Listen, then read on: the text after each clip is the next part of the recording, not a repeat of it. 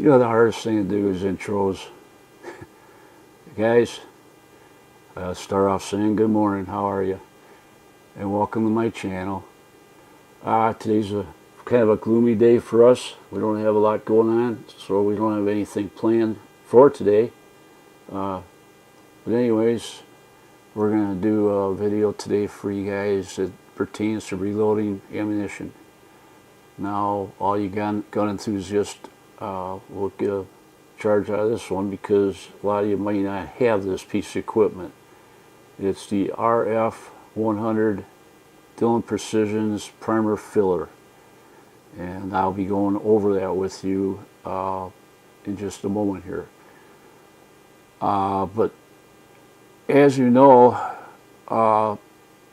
we have a little problem with mixing videos and mixing different topics and stuff, and I just want to get it straight with you guys on my channel here that I've got to throw in some of these gun related videos so that my channel grows, because a lot of stuff is not being viewed like I'd like to see it, and every once in a while you got to throw something in there that gets a little popularity. So all over the country today, they're after looking at reloading ammunition, and I've been in it for 40 years, and I might as well pass down some of the information that I've learned over the years. And I don't like to do that stuff because it promotes maybe the wrong person, but I guess if I've got the knowledge, I'm going to pass it on. I just hope that everybody that watches my channel takes the gun stuff that I post in respect and uses it for the right reasons, and they are not abusing what they see. The reason that I do a lot of fast ammunition reloading is for a simple reason: I'm a target shooter. And I load for my brothers, and when you take 3 or 4 people at one time, and you shoot like 500 rounds on a weekend, that's 500 times 4 guys, that's 2,000 rounds. So it's a lot of loading. So it took me a long time to get to this point, 40 years, and when Dillon came out with their 650, I bought it, and I was green at it. I didn't know a thing about it because I was always a hand loader. But then when I got it, it was a piece of cake. Everything just fell right into place, and it's the best machine I ever owned. And every time I got a problem with it, all I got to do is call them. Within 3 days, they got the part out to me right in the mail. Everything's lifetime warranty on that machine. And the product I'm going to show you today, the RF100 primer filler, I believe that's got a lifetime warranty also. Don't quote me on that. If I do find out, I didn't do my research from shooting this video, of course, you like a dummy here. I will post it in the description below that there is a lifetime warranty on the primer filler. If not, I'll also say there's not, but I'm pretty sure there is a lifetime warranty on that. So, okay, let's get on with it. I'll show you what this thing all does, and maybe you're interested, maybe you're not. But I do want to also mention, and well, I'll say this probably again later. These are pretty expensive toys, you might call them. These machines are in over $300, so you may not want to spend that much to, load all your tubes up for your primers. But if you got the money, I mean, it's the way to go, because you can fill up a tube in a matter of just 2.5 minutes to 3 minutes. So you can, I'll go through all that. So let's get on with it. Okay, this is what you get when you get the RF100. You get the machine. It's got a motor in it, and you get 2 fillers, 2 filling tubes, and it's got a cotter pin in the bottom that you stick in, and make sure that you put that in all the time, because when you put these tubes in, they're spring loaded. There's a spring in here, and if you don't put that pin in there, what's going to happen is all the primers will go straight through and go in there and jam everything up. So you want to make sure that pin is in there. So that's just a starting point. Getting ahead of myself here. But you get the machine, you get 2 fillers, large primer, small primer, and I got the top off because if I had the top on, you wouldn't be able to see it in action. So I'm going to leave the top off so you can see how this works. And then I'm going to zoom in on it, and then you can see how this runs. And then you also have a button here, but you got to also activate the switch. That's a safety switch over there that you would turn on to get your power. And then as soon as you hit this button, you got 3 minutes no matter what, and then it'll shut off. Sometimes if something happens up here where you might get a stuck primer in the top, you might have to just jiggle a little bit to get it to fall down, and you might have a whole row of primers just sitting there doing nothing. Sometimes you gotta just wiggle a little bit and they'll fall down in there.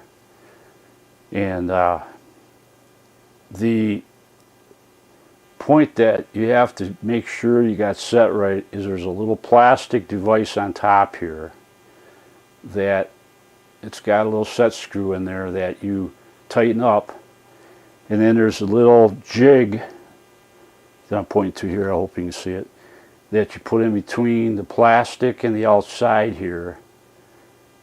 At the same time you tighten this little screw right here, and you get that to where you don't want it to be tight with friction. You want to have it just loose enough, and then you try it, and then you see if these are all going through okay. And if they're going through, and they're going through like crazy, and they're going upside down, and they're missing, they're not getting kicked off, that means you don't have it set right. So what you want to do is make sure that that's set properly. That's your most important factor, is get that set properly. And I'm just giving you some tips on that. I'm not real good at explaining stuff, so you gotta bear with me on this. I'm just being upfront. So once in a while, like I said, you're gonna end up, and it's not that often, where a primer will get stuck in that little chute. That's these little blue things. They're plastic, and you get blue ones for the large primers, I believe it is, and red ones for the large primers. And then there's this little set screw for, well, that goes with the plastic device here.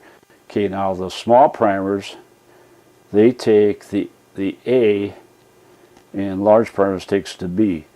And what you gotta be careful is you don't make that too tight like I did over the years, because it'll crack the corner right out of it. Every one of mine are broke, so I'm gonna have to call Dillon one of these days and get some new ones.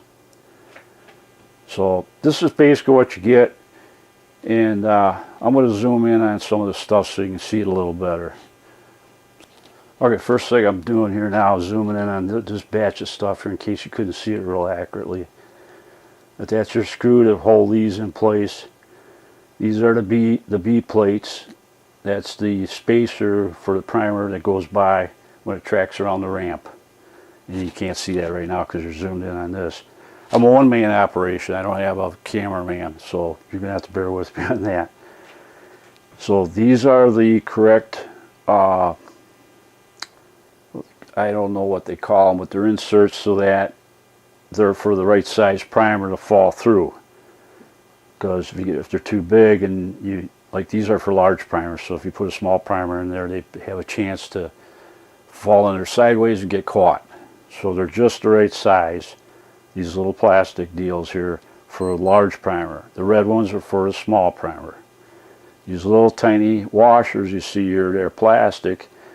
They are to be used on the bottom of the filler to give you more vibration on the machine so that it wiggles the primers that are going up the ramp so that they don't just sit there and vibrate. You know, they gotta be able to move. It keeps everything moving. So when I was running it, when I first got it, I didn't know what these washers were all about.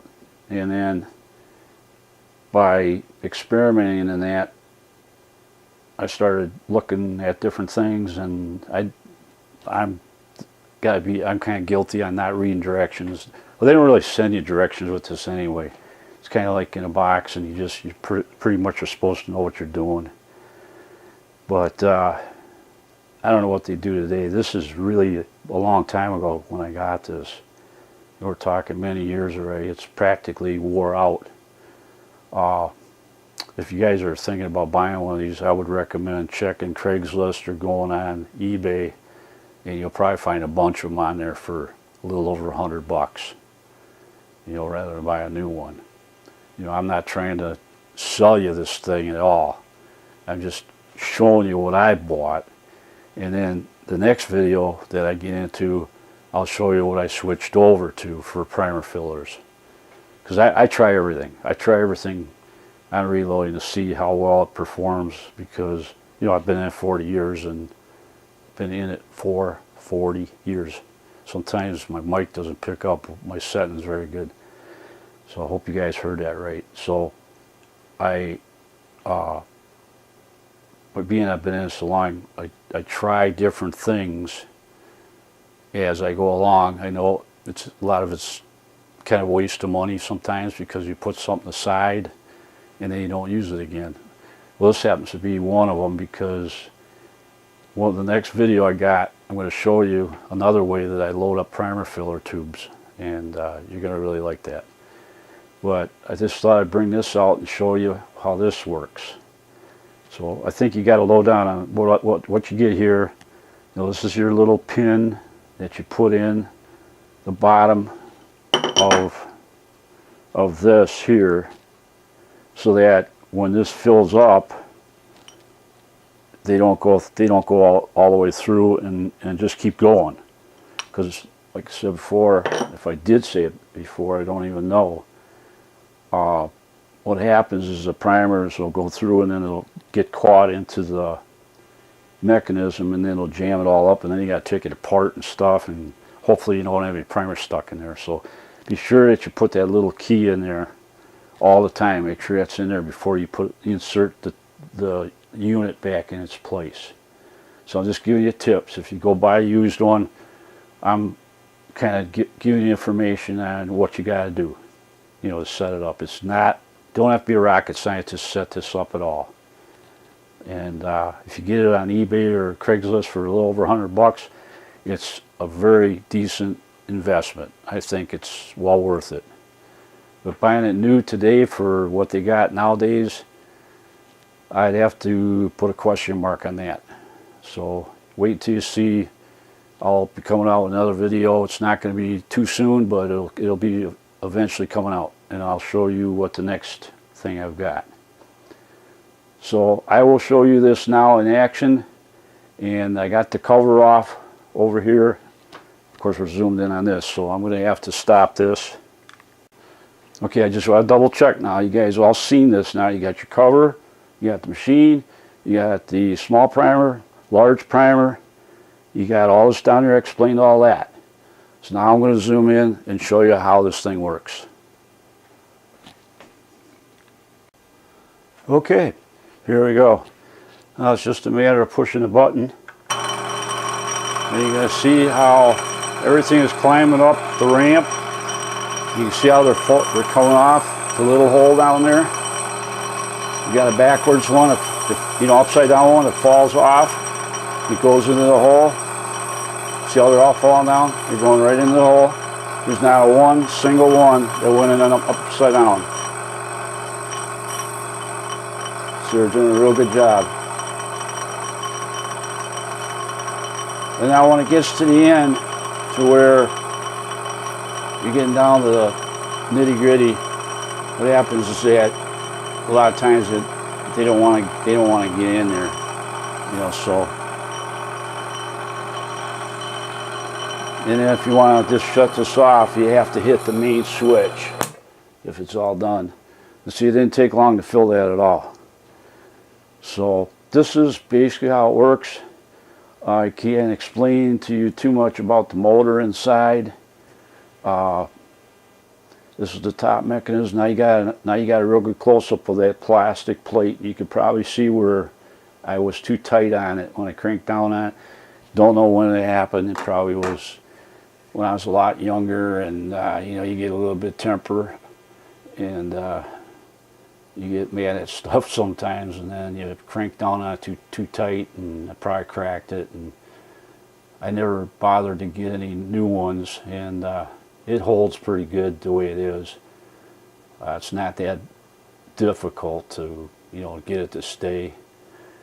And then basically you got this here goes on the top, you know, here, and then you just screw your screws down.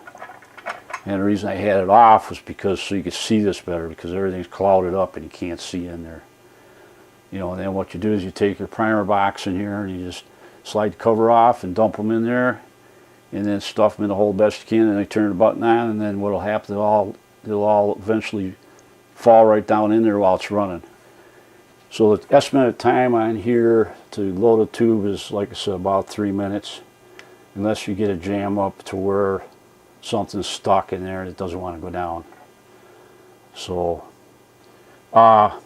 just to make a statement here, my tubes might be mixed up, because I was having trouble over the years. I can't remember what the problem was. I'm going to bring this camera back a little bit. Okay, so you got the lowdown on the RF 100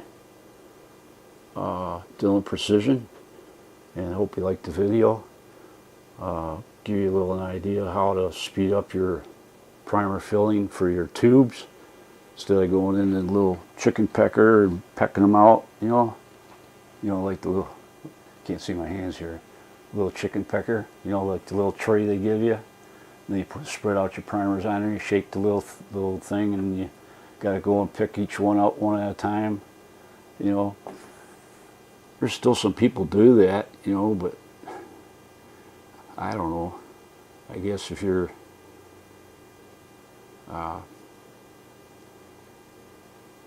I don't know what to say about that. I mean, I personally, I hate doing that. I don't like doing that. I mean, it's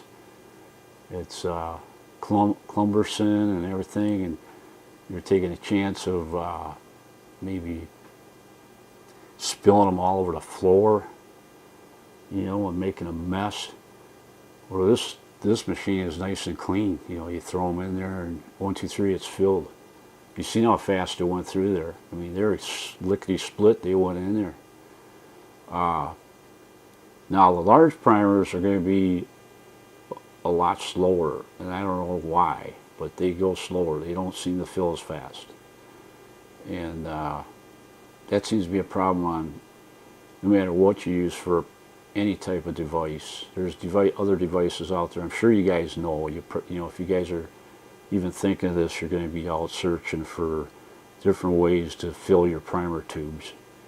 But I thought I'd just bring this out and show you, because I'm showing you my collection of over all the years I've been doing it, and I just thought you guys would be interested in seeing this. I'm sure there's probably a lot of other YouTubers that got the same machine out there and demonstrate, and they can do a lot better job than I do. But I just thought I'd bring this out. It's one of my machines that I've had laying around. I don't think I've used it in probably 5 years, you know, since I've gotten my other device to load tubes. And like I said, I'll be showing you that, you know, the next videos that are coming up. I do have another video coming up on gun related stuff I want to show you guys, and I never got a chance to show you, and I probably should apologize for it, because I talk about it on the fastest way to load, or fastest way to prep brass, and that is my best video that I've got. It's my first video I ever made, and I should put my glasses down and look a lot better. Look stupid with them up on my head. Anyways, yeah, that was my best video that that's got the most views for some reason, and it was my first one, and I was pretty scared about talking on it. And you know, I'm still not the greatest talker when it comes to doing tutorials or learning videos. I'm just trying to share my experience with you guys, you know. And today's video is basically based on people that are interested in reloading. And the channel's really about traveling and doing trips and stuff around Wisconsin. But I got to find other stuff to put in here so that I can get the ratings up, so I can get some views and start getting people to watch my other stuff.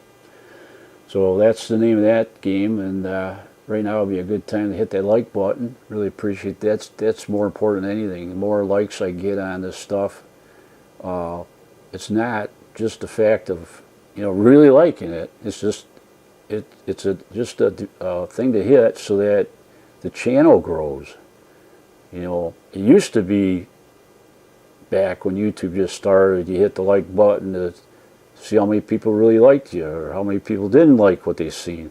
Well, now it's all about the more likes you got, the more YouTube pushes your channel. So I don't know, it's not a fair thing the way I look at it, but what are you gonna do? So I'm asking you guys to hit the like button. You know, try to do that if you can. It's not that much effort. Before you subscribe, if you're brand new to the channel, I'm not begging you to subscribe or nothing like that. Just look at my channel first. Look at my profile and see what I'm all about.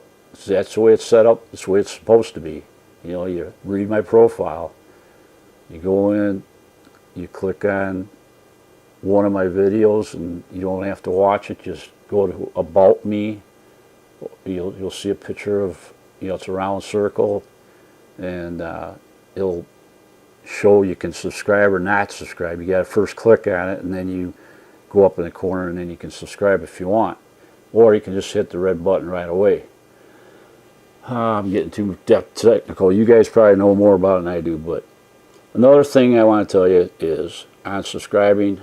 If you do subscribe, if you like my channel a lot, you want to get notifications of the new stuff that I got coming all the time, hit that bell and then put the check mark in the box that you want notifications. And that will, every time I come up with a new video, you're going to see it. Every time you go on YouTube, you'll see a notification that James Sween has got a new video as of today. And then you can either bypass it or watch it. It's up to you. So I'm giving you all the ins and outs about YouTube, and I hope you liked this video. And I did the best I can. And I hope you guys all have a pleasant day. Hope the weather's great for you guys for the rest of the week, and hope you have a great weekend. So you all enjoy yourself, and we'll see you on the next video. So we'll see you later. Goodbye.